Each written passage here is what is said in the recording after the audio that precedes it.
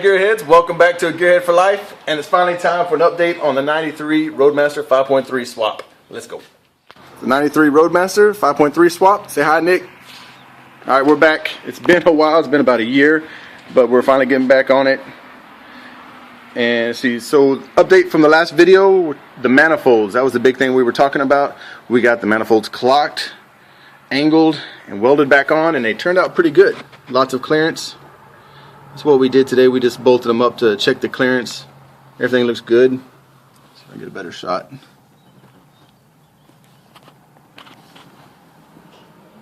Check the other side. I think Nick sprayed some VHT high temp paint. Yeah, that harness will be moved. EGR valve, we just cut it off and welded it shut. Same thing on this side though, the flange is just clocked to where it would clear the frame and then angled in and welded back on. Regular MIG welder.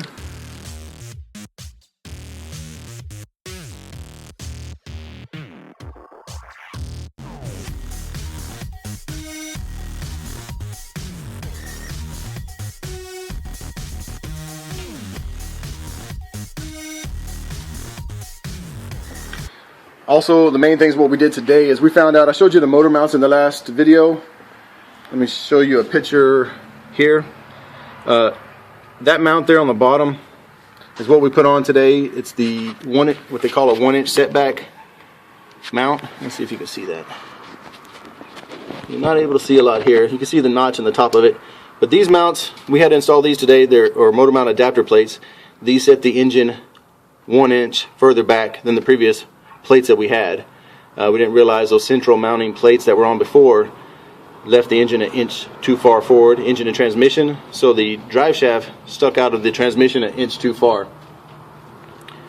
But today we lifted up one side at a time. The easiest way I found to do that is we put the cherry picker, put a chain on one side of the engine, took the bolt out of this side, pulled up this side of the engine so that way we could get in there, take the clamshell off, take the plate off, put a new one on, set it down.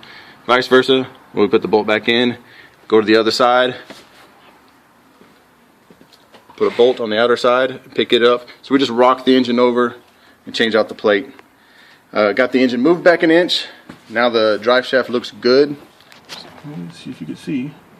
But it's about perfect distance as it should be. Now that it's 1 inch back. For the cross member, we had moved it back. See if you can see right here. I'll show you a picture of it here.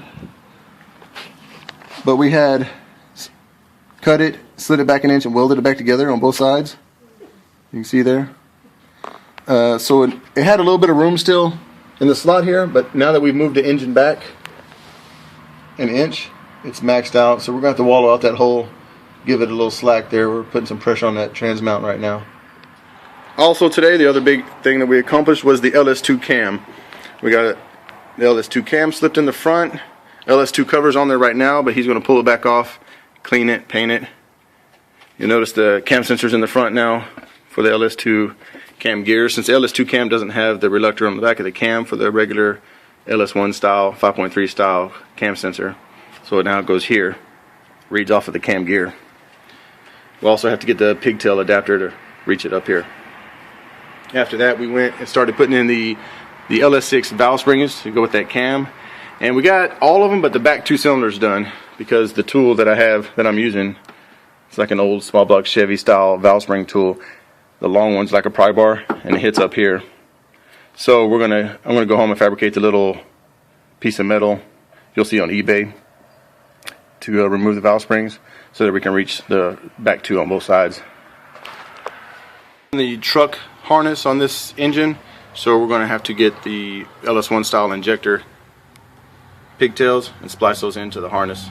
The right side accessory on the LS motor, and what I was talking about in the last video but you couldn't see because it was upside down, right here we had cut the part where the idler bolts on. That is cut off. It needs to be cleaned up some, but it's cut off, functioning. Clearance for the throttle body. This is all because we're running the LS1 intake, and then the idler's relocated with this bracket here. Picked that up off eBay also. That gives you room around the throttle body.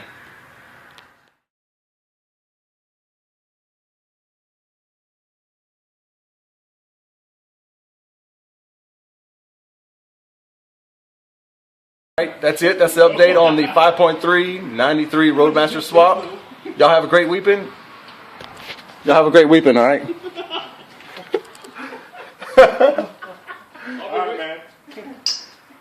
Alright, that's it. That's the update on the 5.3 93 Roadmaster swap. Y'all have a great weekend and keep on wrenching.